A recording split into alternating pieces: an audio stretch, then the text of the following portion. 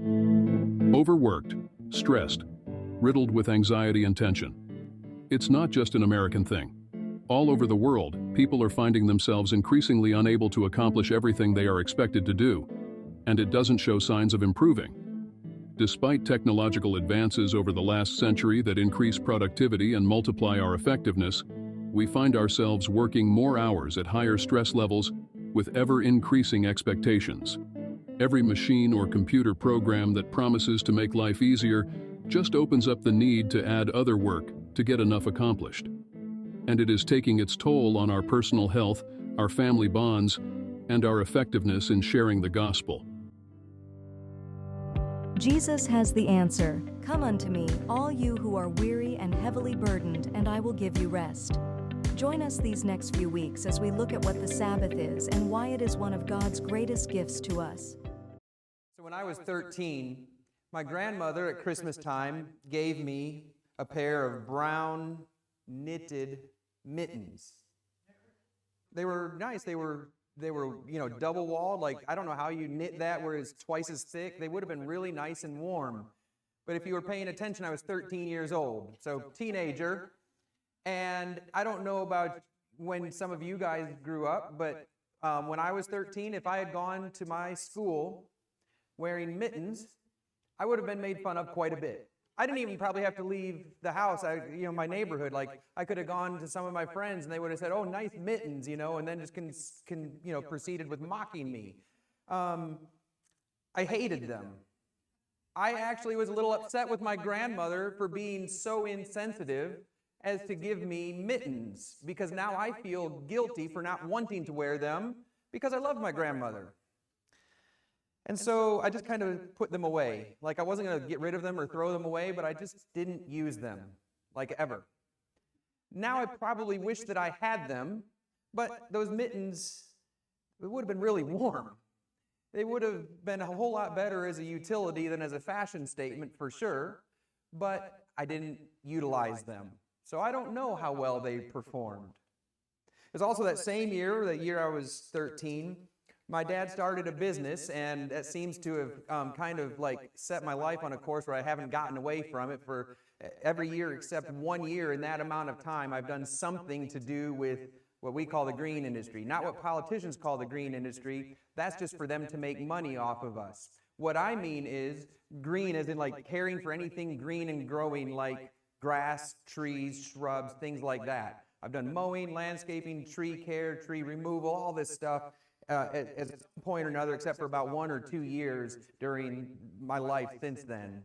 But when I was 13, we changed from having this mower that I had grown up with that my dad had bought, I think the year I was born. It was a John, I don't remember it, I just think that's what the story was. It was a John Deere lawn tractor, and I remember when I was 5 years old, I would follow him around as he's mowing because I wanted to learn how to cut grass and how this machine worked. And he told me when I was old enough and heavy enough to hold the button down on the seat where it wouldn't shut off, that's when I would be old enough to ride the mower and cut grass. And so that's what we would do. But when I was 13, the same year that I got those mittens, he bought a commercial lawnmower. It was a Skag brand, zero turn, a walk behind. It had the levers, the grips, and you'd walk behind it and you could squeeze a lever and it would turn. It was 48 inches wide, 14.5 horsepower Kawasaki single cylinder. It was one of the best machines. I still wish I had one. I'm a nerd. I like lawnmowers. Well, so anyway, it was a great mower, and it would mow circles around that John Deere lawn tractor. So we got a trailer, we put both of them on there, and we go cut grass.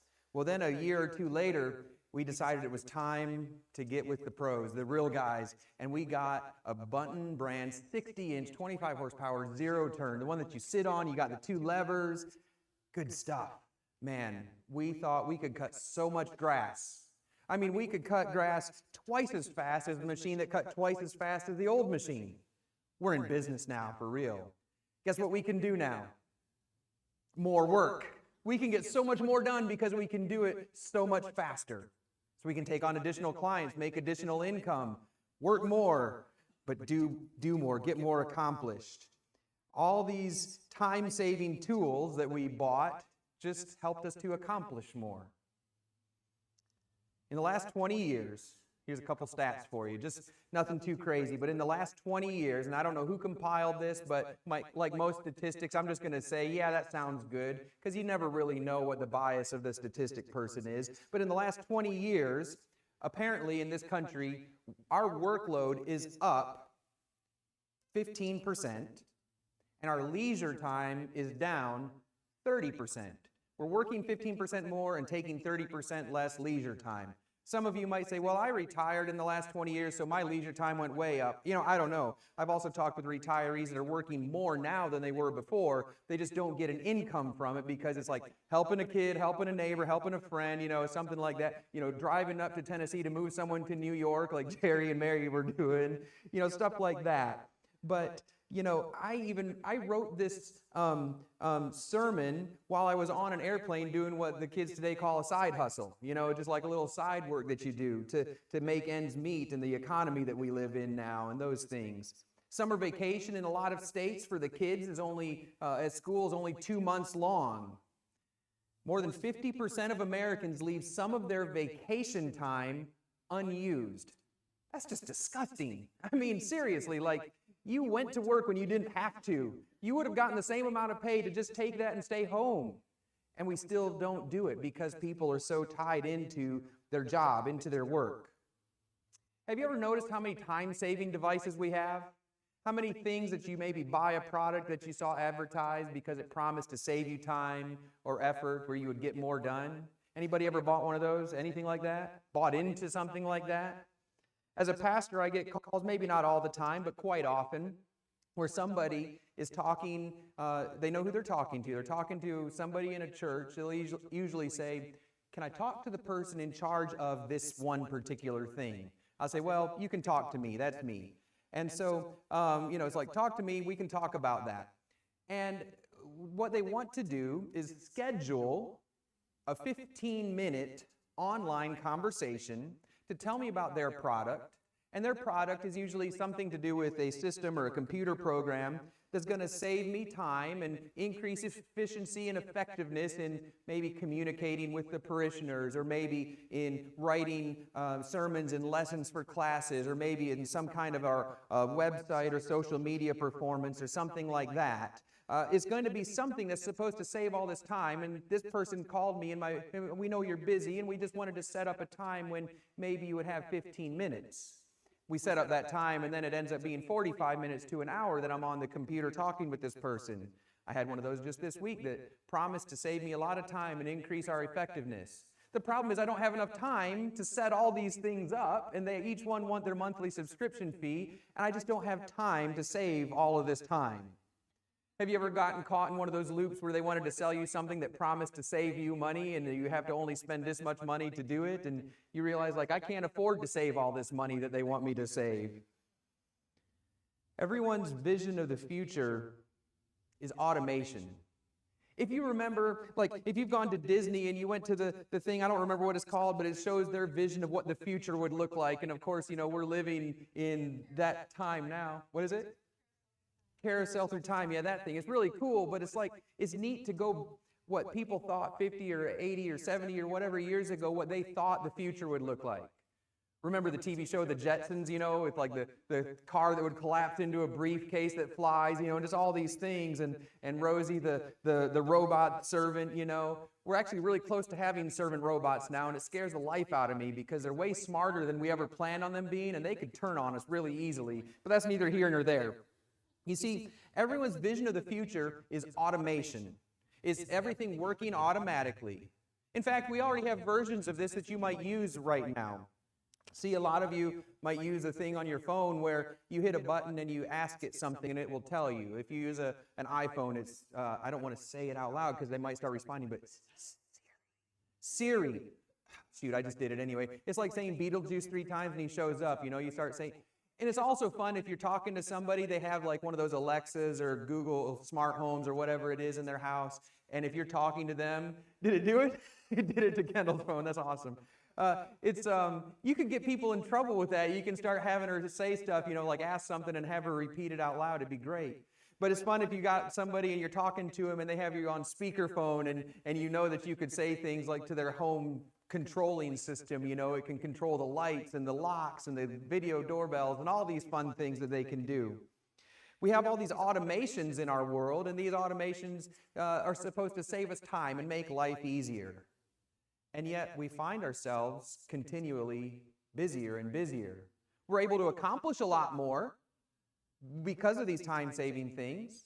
We bought the bigger mower when I was 13 or 14, and it did a lot more work, but we just picked up more jobs. We worked the same amount of hours, and now we've got more customers to deal with, more billing to send out, more fuel to purchase, more tires to replace on equipment, more bearings to grease up and replace when they go bad, more belts, all these things to take consideration of. And all this time-saving stuff didn't really save us that much time. I had friends in the business that went from having multiple crews of lawn mowers down to just them and one helper, and they shrank down to only their best clients, and they found out they made more money in the same amount of time with less headaches because it was just them and one or two people working with them. We have all these automations, all these equipments, all these things that are supposed to help us out, but it seems like our levels of stress and anxiety and frustration only increase over time. The Japanese people have this phenomenon in their culture. Of course, they live life a lot differently than we do in a lot of ways. Their phenomenon is called karoshi, K-A-R-O-S-H-I. It translates to death by overwork. It's funny, it's a funny term when you think about it, but it's real. They're not just saying that metaphorically like, oh, my boss worked me to death this week. They're literally working so long, so hard, continually without a break, that there's people that have met their physical end of life because they overworked themselves without quitting. Even people, one of the biggest professions it turns out in Japan, in their culture that does this, would you like to take a guess? Good guess. I think there's a little personal experience there. I hear IT, he says. No. Doctors. Doctors that know better, that understand the health risks, are working literally to death. Not in their older years, but in their 20s.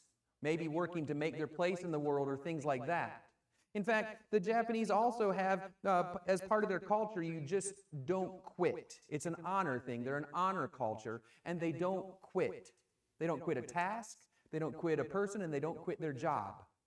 And so they've got people that are starting to realize that if they're working for a terrible company or a terrible boss, they don't want to do that, and they want to go somewhere else. But it's not in their culture to resign. And so when they maybe do try to tender a resignation paper or letter, it gets handed back to them or torn up and is not accepted. So they have a business that has sprung up in the last few years that is a resignation consultant company. It helps people to resign from their job. I picture it going like this, although in Japanese, which I don't know and I can't imitate, but it's like they pick up the phone and they call your boss and say, hey, I'm the official representative for Nick. He's done. Like, done with what? You. Like, he's out. What does that mean? Like, is he outside? No, he's not working for you anymore. Like, oh, did he get promoted? No, I mean, he quit your company. Like, get it through your head. This is something that's happening now. And I think, wow, they literally have to have a thing called karoshi, death by overwork, to get to the point where they say, I'm not going to do that. Here's the problem. In our society, we quit plenty of times, only to pick something else up and go harder and harder and harder at that. We don't know when to actually slow down or when to stop. Politician and Congressman Bernie Sanders in this country has proposed a 32-hour work week. He thinks that's the solution to some of our health crises and different things in our country, in this nation. The problem is a 32-hour work week, if you ask me, would just mean that we have more time to pick up a second job, and a lot of people would probably do that as well. So what's the antidote? What's our solution to this? We're looking at the idea of a Sabbath rest. This is something that God has given us as a gift. It's actually built into our existence as a human being. It's something that God gifted to us and gave us, but not everybody observes that.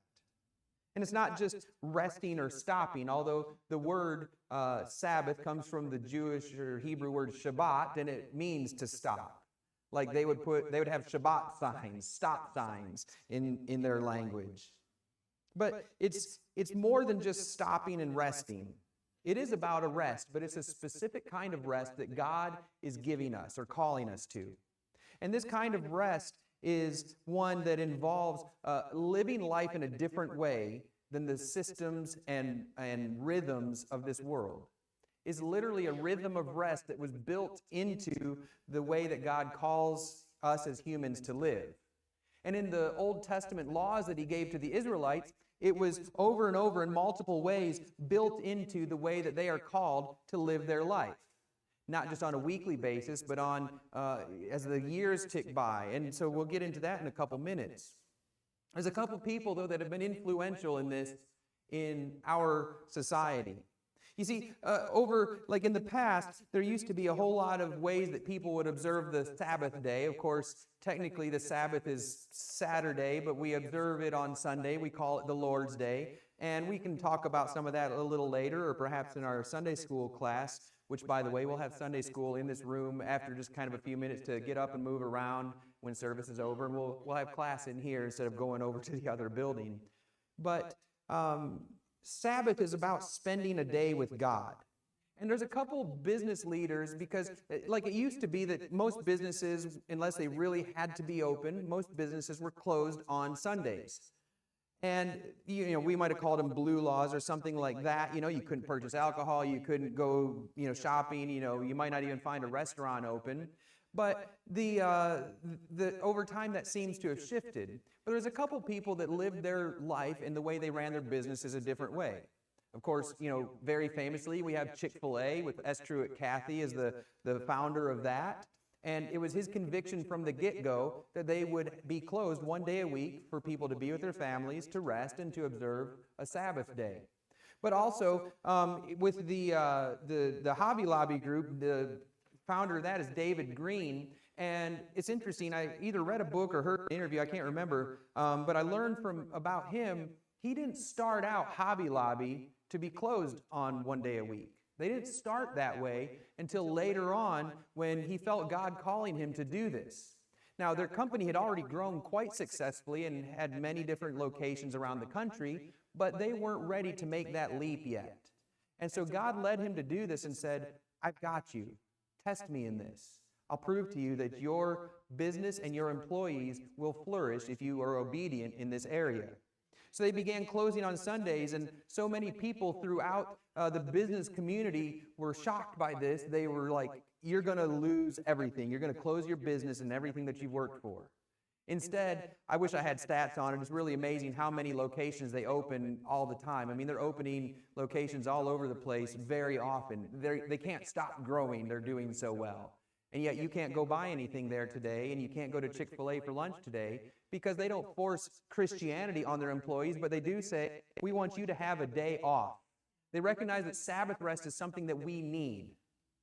I remember talking to a man when I used to volunteer at Meals on Wheels, and I had this guy that I would deliver to who he was, I think, 94 years old, and he said, see, I'm proof that if you work 7 days a week for 12 or 14 hours a day, it doesn't kill you. And he was a farmer type back in the day, and I thought, apparently it didn't.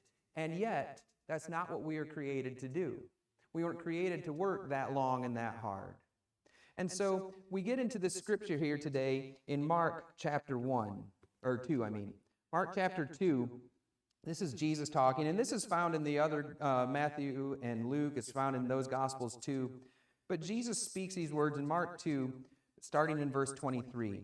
Well, he doesn't speak all this. Some of it's a little bit of story. It says, Jesus was going through the grain fields on a Sabbath. Now, I want to pause right there for just a second. On a Sabbath, what that's kind of code words for is to say that they had gone to a service in a synagogue. In a synagogue of a town that they were in. It doesn't say where. But they went into this synagogue, and they would have been participating in Jewish prayers, in reading of the scriptures, especially the Torah. And then there would be somebody who would get up and speak to them, much like a pastor, like I'm doing right now. And so they would have been to all of that, but they didn't pack a lunch. Now, you wouldn't have even gotten up that day to pack a lunch, because that would constitute work. So they would have had to have packed it the night before, because Sabbath, in the Jewish mindset, begins in the evening of the day before. That's when their day started. Their day starts in the evening, not in the morning. So, if the sun goes down at 7 or 8 p.m. or whatever time of year it is, that's when Sabbath day starts, and it goes until the same time the next day. And so, you would have had to have done all your preparations before that. If we were doing something similar, it would be like, well, make sure I have enough fuel in the tank in the car so that if I have to go somewhere like to church or something, I want to make sure that I don't need to stop at the gas station. Make sure that I have food already set out, or maybe you could prepare a meal at home, but you have to make sure that you didn't have to go and acquire any of the ingredients or do any labor to make that food in such a way. And so there was a lot of preparations for the Sabbath, but now they've gone to this service at the synagogue and they didn't eat beforehand, it seems like. They were hungry. I did eat this morning, and I'm still hungry now. That's just kind of how it is. But I've never looked at some wheat growing in a field and said, that's what I'm having for lunch, Like, I've just never been like, I'm going to have some of that wheat. That's where my hunger right now is, I've never had a craving for raw, just wheat. But apparently it means this was the season when it was ripe and it was ready to eat. And of course there's the chaff on the outside of the kernels of wheat, and so that would have to be separated. And so not having a whole bunch of it, they were just kind of grabbing it as they walked past, rubbing it, probably not even thinking about it much, because simply they were hungry. This is a human thing that we all go through, hunger. And so they probably rubbed them, blew off the chaff, popped the kernels of wheat in their mouth. Easy little snack. Doesn't really take much effort, does it? Doesn't take much thinking about it. If you've done it before, you know what you're doing. So this is what's going on. Jesus was going through the grain fields on a Sabbath, and his disciples began to pick some heads of wheat as they made their way. So the Pharisees said to him, now these Pharisees, you got to love these guys. These are the guys that wore funny outfits because it was just what their tradition was. They have followed a few specific laws, like where God had told them to bind the scriptures on their heads and on their wrists or on their forearms. So they would take these little leather boxes with these straps and they would wrap them around they would literally wear scriptures written in slips of paper on their foreheads and on their hands. And they would have the scriptures with them because they were that serious about obeying the word of God or the law of God. And so the Pharisees, though, they're the ones that think that they're the police to make sure everybody else is just as religious as they are. They're the ones that think that it's their job to say, well, this is how we're supposed to live, so you better be living it out. And Jesus did say to his followers, he says, you must do everything they tell you to do, but don't live like they do. They're hypocrites. They don't live like they preach. What they're preaching is right. What they're living is not. So don't just look at the way they live and say, well, because they're a hypocrite, I'm not going to live that way. That's not the right answer. That's not the right approach. The right approach is to say what they are teaching is true and is scriptural. What they're living is antithetical to what they're teaching. Don't do what they do what they say. How many times as a parent did anybody ever say, do what I say, not what I do? It's that. It's really that. The rest of it, though, is, okay, but you do what you say, too. Like, live out what you're telling your kids to live out. And also, if you did have a past, some things that you did wrong, be honest with your kids about that and be like, hey, listen, I did do these things. And I know now why I shouldn't have, and I'm trying to tell you not to do that. I'm not doing those things anymore, and I don't want you to do those things because it's damaging to your life.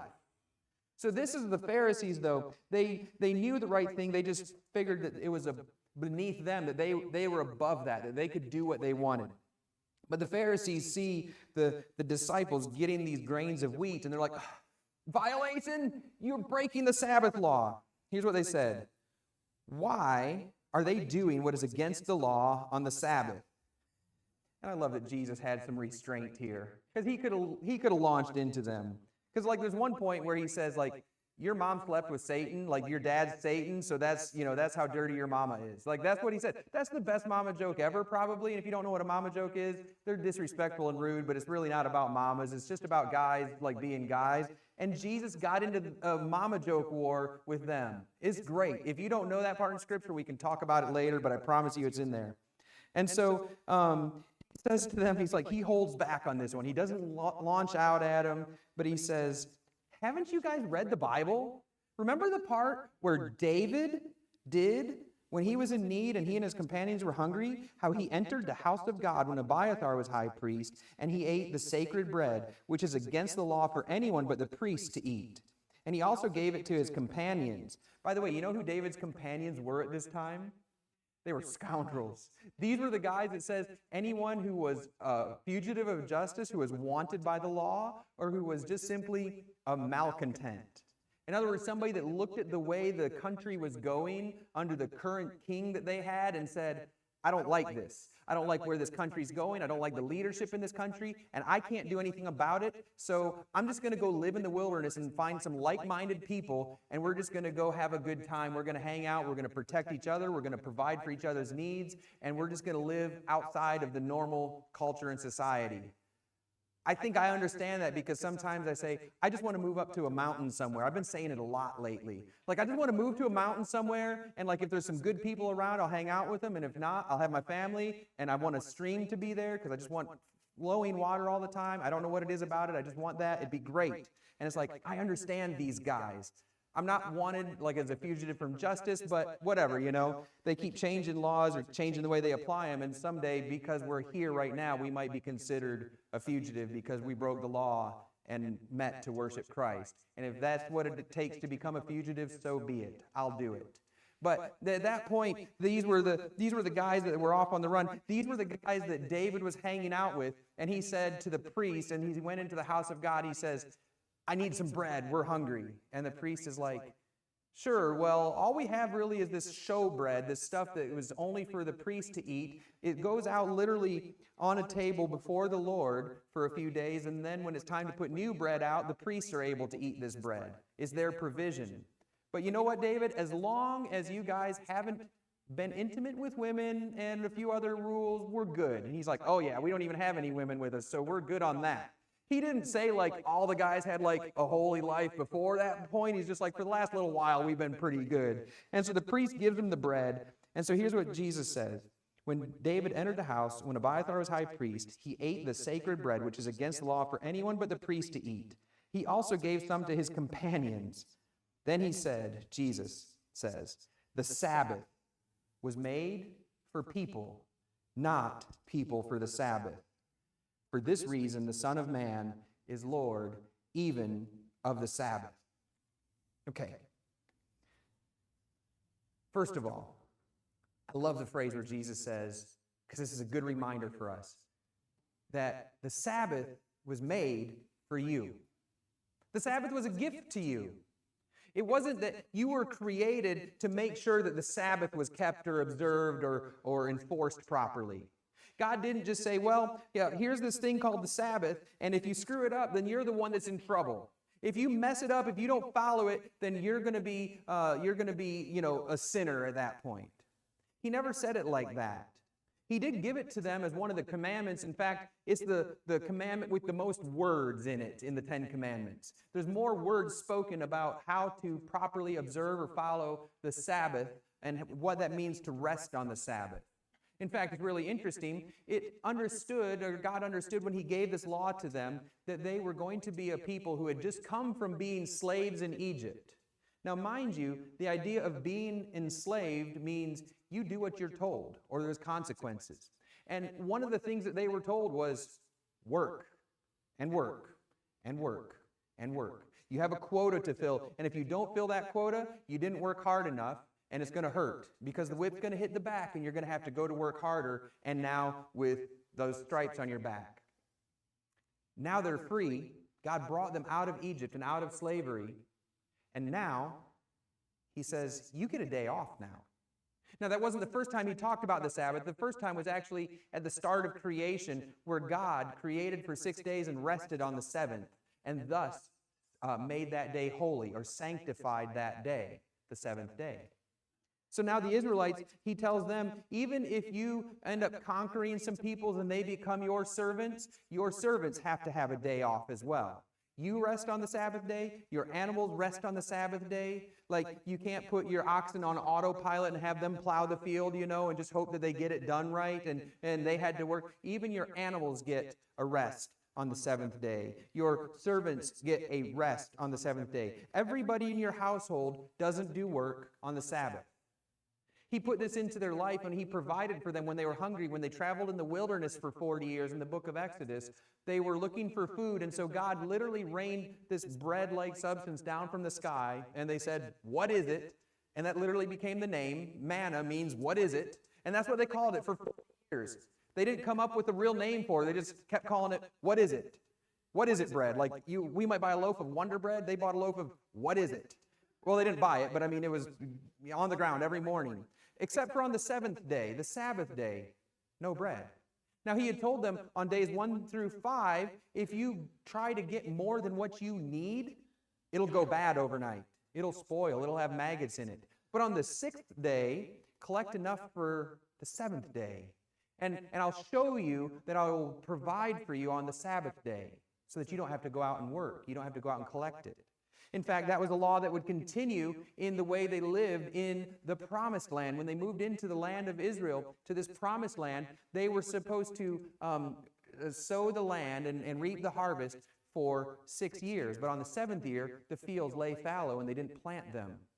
Now, that meant that on the 6th year, they had to, the harvest needed to be blessed by God big enough that they could harvest what was there that would last them through that 6th year after the harvest, the 7th year when they didn't plant anything, and into the 8th year until that year's crops that they had planted came to maturity and were harvested. So for 3 years, you're eating from that 1/6 year of planting.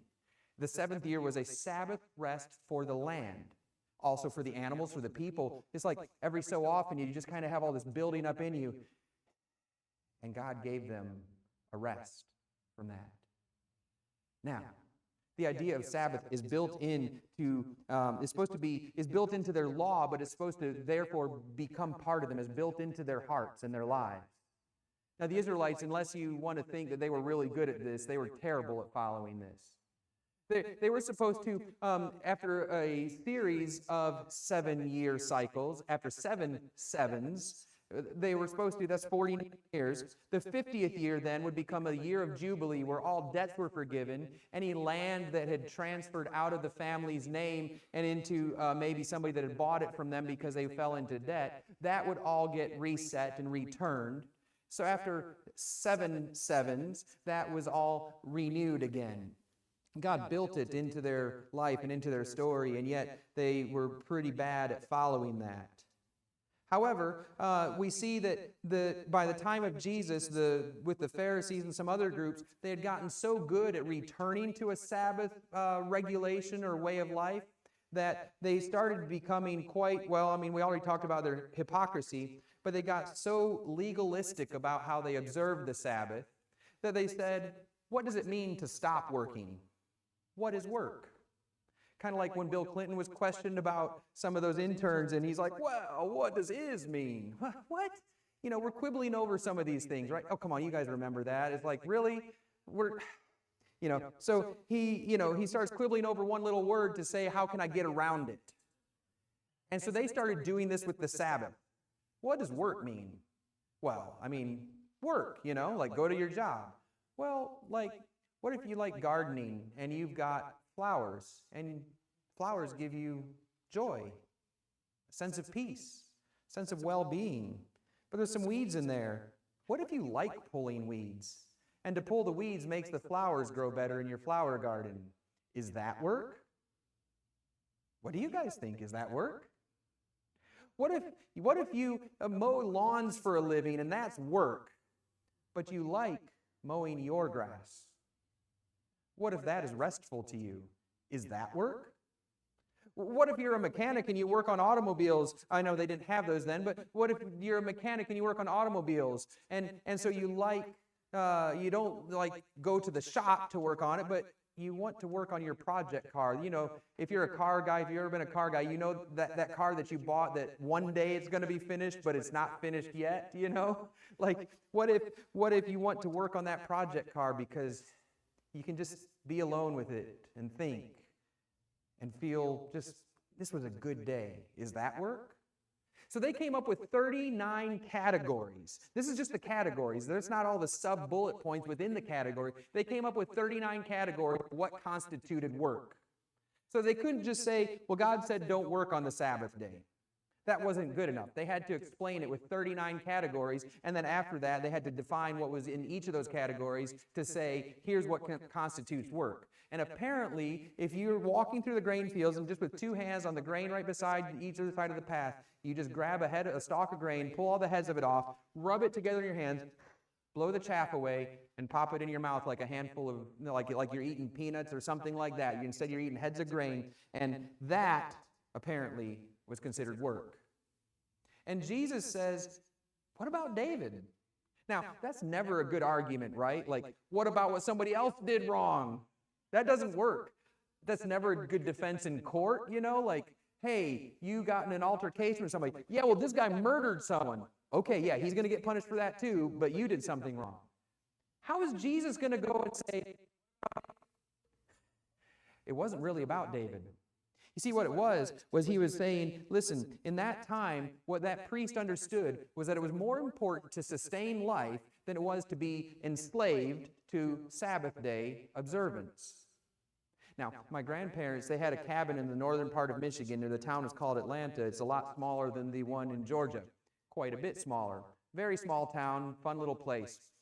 And they had this little cabin up there. It was really just a house that they had built and had an open loft upstairs, with this, like, the narrowest of little stairways. And people, we used to be a lot smaller. Like, I'd have a hard time squeezing up it now, like it was a little tiny stairway.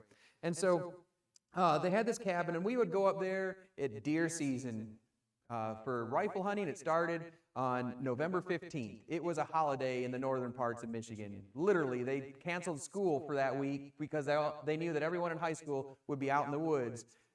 Like the girls too, like not just the guys. Like everybody's going hunting.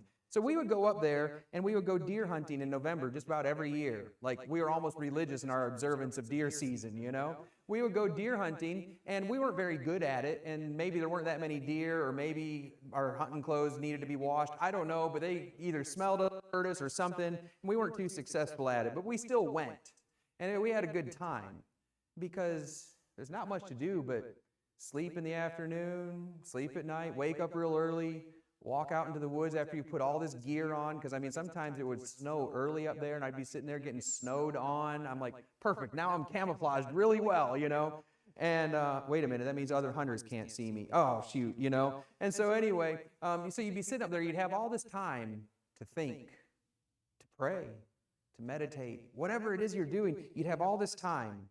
And I think that is about as relaxed and restful as it gets. Jerry, you're a fisher, right? You could go out on the boat. You probably want to catch some fish, but it's not really about that unless you're like in a competition or hungry. It's really about being out on the water, something to do with just how relaxing and enjoyable that is. It's time with God. You're out in the sunlight. It's just great times. But my grandparents wouldn't fish or hunt on the Sabbath day. I didn't agree with that. I never understood it. I respected it. If we were around them, that rule applied to all of us. It's their house. And I don't think it came from a place of legalism with them. That was how they understood the law and how they were taught to follow it. And so I don't disrespect them in this, but I don't agree with them. I think they missed the point of it. The Sabbath was made for us, not us for the Sabbath. Now, they're not here to defend themselves. They've been gone for about a decade or less, so, I don't want to say too much about that. But I do know that in the times that I've been alive, I've seen a shift in this. Perhaps it's an unholy shift in some ways. We want businesses to be open 7 days a week, 24 hours a day. I remember after that coronavirus thing where Walmart decided to go from being open 24 hours a day to where they closed at like 10 p.m. Now, I notoriously hate going to Walmart, but one night we needed something, and I said, I guess I'll drive over there. I pulled in, got out of the truck, and they've had this going on for months now, and I just hadn't been to Walmart in forever. I figured if I was going to get sick, it was probably going to be from somebody that I met in Walmart. Like, it just seemed like probably a combination of a lot of things I didn't want to breathe, and so I stayed away. But I pulled up at 9:57, and there's a guy that's wearing a vest, and he's coming out with some shopping carts to pick up from the parking lot. He says, "You better hurry if you want to get in there." I said, "What are you talking about?" It's 9:57. He says, "Yeah, they close at 10. I said, "What? Walmart closes at 10? No, you can't do that." Lowe's, the home improvement store, sometimes is open till 10 o'clock now, I think, and open again at 6:30 in the morning. And it's like, you never know when you're going to start a home repair project at 8 p.m. after the kids are asleep. You're like, okay, now I can paint a room. I'm going to go buy some paint or something. It's like, we like this. The employees might not like it so much. Auto repair part stores are open late and open again early the next morning because we want to go, go, go. And yet Jesus says, I want to give you a day of rest. You weren't made to just go, go, go constantly. So I want us to kind of understand a point, and over the next couple weeks, we're going to look at what this Sabbath really means for our lives. And I want us to understand something. That it's not God's plan for us to be legalistic about observing a Sabbath, and yet it's a gift that He's given us. And just like those brown mittens, if you choose not to use them, you don't get the benefit that they would have been. If we don't utilize the Sabbath the way God has given it to us, while the world is chasing more and more, we'll get caught up in that if we don't decide to take a rest. And we're going to look through a little bit of what it meant to live as the people of Israel under God's blessing, when He promised them that He would bless them as they observed the Sabbath. That when they would observe His Sabbaths, and He says Sabbaths plural, He doesn't just mean on that seventh day. He means on that seventh year, on that 50th year after the 7 sevens. If you will observe His Sabbaths and the feasts that He had them observe, there were 7 of them throughout the year, those feasts were considered a Sabbath of His as well. And so He says, as you observe my Sabbaths, you will live under my blessing. I believe that that is still available to us today, although we're not called to live under the law of the Old Testament in the way that they did. And so we're not having to just observe all those methods and ways. But as we understand what the Sabbath is and what God is calling us to do, then He's going to bless us in return. While the world's chasing more and more, God is telling us to just rest, to trust in Him, to know that we're not a machine that has to produce 24/7. That you can actually live a life called 24/6, or however you want to think of it. And by the way, don't try to work 24 hours, 6 days a week. That's not what I'm saying. Just saying shut down for a week. Sabbath is rooted in the provision of God, and for everybody, whether you're a slave or free, it's for everyone. Fortunately, we don't have slaves per se in this country, but a lot of times we feel like you're a slave to the job or the task that you have. And God is saying that He's giving you a blessing. It's the same thing when we think of tithing. God gives us an income. He provides for us. And the proper way to look at that provision is to say, all of it is from God, but I really don't own it. I'm just supposed to be a manager or a steward of what God has entrusted to me. And so the way we really truly understand that is when we take a portion of that and give it back to God.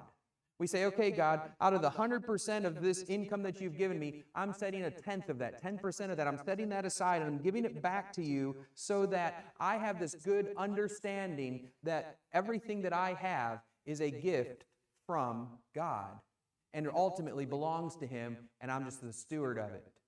The Sabbath is the same concept as tithing. We're called to live differently from the world. The world has its patterns and routines, and God is calling us to live in a different way. So there's this letter that I came across this week.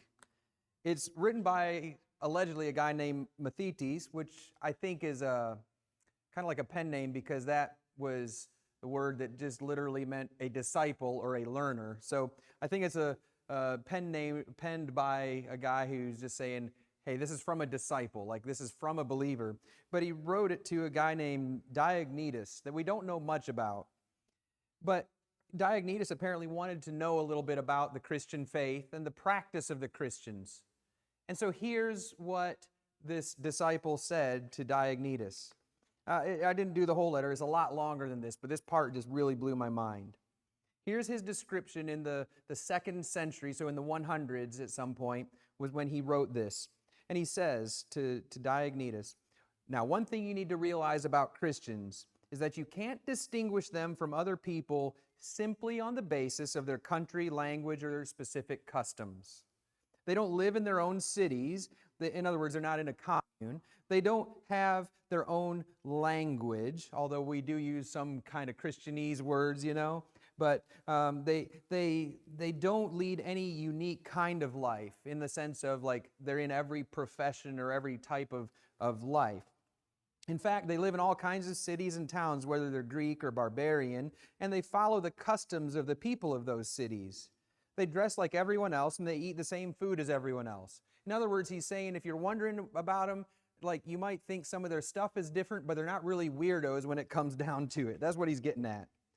He says they marry just like everyone else. They have children just like everyone else, but they would never destroy or kill their own children. See, in those days, they didn't have abortion as we think of it today. They would actually carry babies to full term and then literally abandon them to their death. And Christians were picking up abandoned babies, and we still do to this day in some degree. They were picking up the abandoned babies and raising them as their own because they would never see a child's life destroyed. He said they share a common table with each other, but they do not share their marriage bed with others. They live in this present age of the flesh, but they do not live after the dictates of this present age of the flesh. They live out their days here on earth, but they are citizens of heaven. They obey the laws of the land, but they live lives that surpass them. In other words, they follow the laws, but they live according to a higher law. They love all the people around them, and yet they are still persecuted by everyone. People don't know much about them, but they condemn them anyway. They are put to death, but are restored to life. They are poor, yet they make others rich. They may be lacking in many things, but in reality they abound in all things. They are dishonored, yet even in that dishonor they are glorified. People speak evil of them, yet they are seen to be righteous. When they are reviled, they bless in return. When they are insulted, they repay those insults with honor. They do whatever is good, and yet they are punished as evildoers. And when they are punished, they actually rejoice that they're being punished because they view it as getting closer and closer to true life. The Jews attack and berate them as foreigners, and they are persecuted by the Greeks. And yet still, those very people who hate them are not able to actually give any good reason for their hatred to them. Wow, that told me what this man was saying. Like, if you want to tell an outsider what it means to be a Christian, we're going to live among the people of this world. We're going to really wear the same clothes and do a lot of the same things, and yet our life is going to beat to a different drum. You know, like we're gonna follow the law of the land, but we're going to follow the law of God, and we're going to live in such a way that others hate us, but they can't say why. We're going to love everyone.